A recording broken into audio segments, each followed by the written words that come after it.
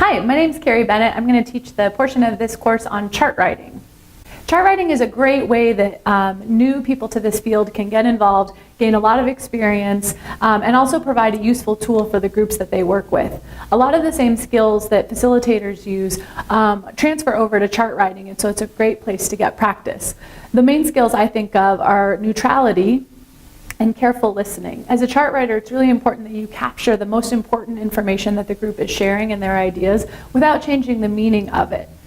There's also a portion of that that requires you to filter, and that filtering can be really different with time pressures and all the eyes of the group watching you. So it really builds a lot of skills that will help you later on with responding to groups and keeping a group going. The main purposes of chart writing are to create a memory for the group. It's hard to remember all of the brilliant ideas that a group may come up with. So charting is a way that the group can capture those memories and look back on them throughout the course of their work together. It also really serves an important function to validate people's ideas. Sometimes in groups, people share ideas and they don't know if they've been heard, but being able to see them right up on the chart paper is a way that they may feel more validated and more heard, and that the group is honoring what they think. So now that we've understood some of the basics of why charting is important and some of the basic skills behind it, I want to add some technical skills. Think for a second, what do you think would be most important in a successful chart? Think about what it would look like. Think about how, as a chart writer, you can help make that happen. I have a couple of tips here. This is a chart that I made ahead of time, so it's really easy to make it nice and neat. Most of the charting that you'll do will be in the moment, where you're writing and madly trying to keep up with a group, so they may not look this nice. But remember that whatever you do, it's going to get easier and better with practice. Here's a couple of my favorite tips.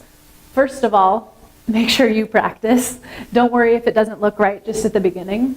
Print in all caps if you can. It makes it easier to read. Sometimes people are tempted to write in cursive because they think it's faster, but it's much more difficult for the group to read.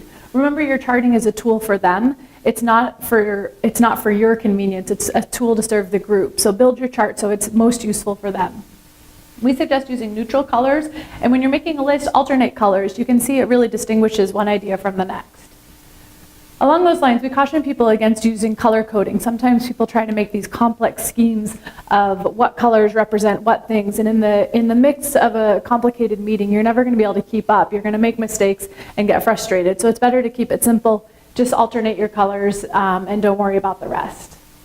I like to reassure people to not stress too much about their spelling. You're up here in front of the group, you're bound to make spelling mistakes. I always just invite groups to, when they notice mistakes, to correct me or to not worry about it. What's most important is that the ideas are there, not that the spelling is just right. So you can be very human with the group and let them know you're bound to make mistakes and invite them to correct you, or just not worry about it. You'll notice I added an idea on here, which is to include headings and page numbers. These help the group stay on track, and they can also be useful later if you're typing up meeting notes from your charts.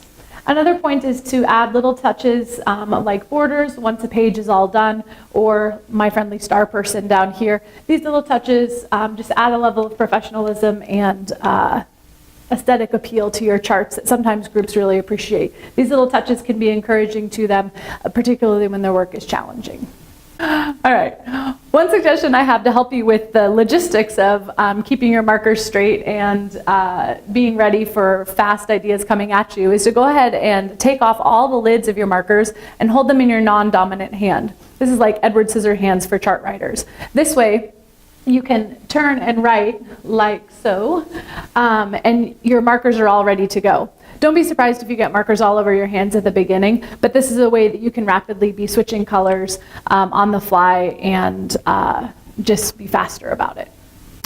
One note to consider with the chart writing is that the charts themselves, although they serve as a group memory, may or may not serve the group as far as creating a record of their meeting. Depending on what the group's needs are, these notes may need to be typed up and sent out via email or in another more formal document.